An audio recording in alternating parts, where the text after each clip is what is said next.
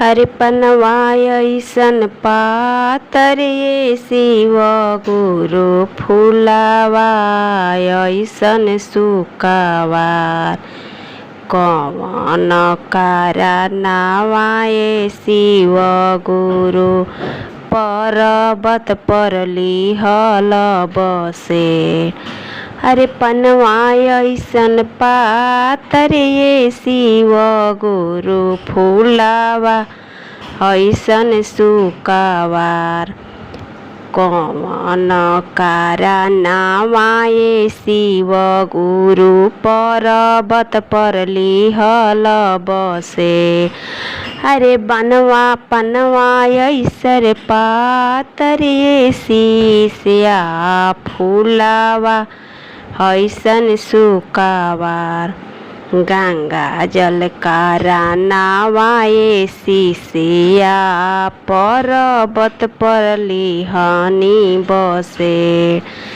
गंगा जल कारनावा ये शीशिया पर्वत पर लिहनी बसे।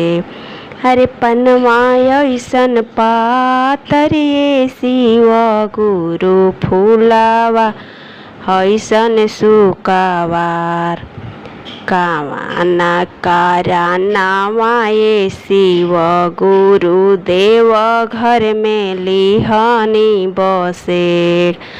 हरे कवन कारनावा ये शिव गुरु देव घर में लिहनी बसे।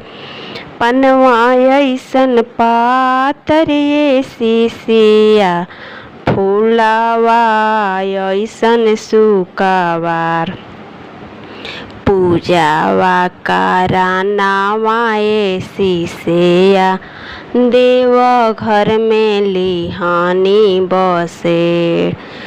पूजावा कारनावा ये शीशिया देव घर में लिहनी बसे।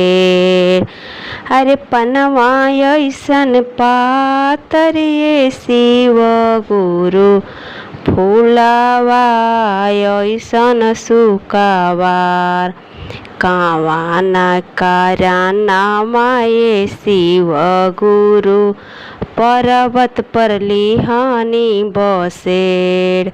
कवन कारनावा ये शिव गुरु पर्वत पर लिहनी बसे। अगर मेरा गीत आपको पसंद आए तो लाइक, सब्सक्राइब और शेयर जरूर करिएगा।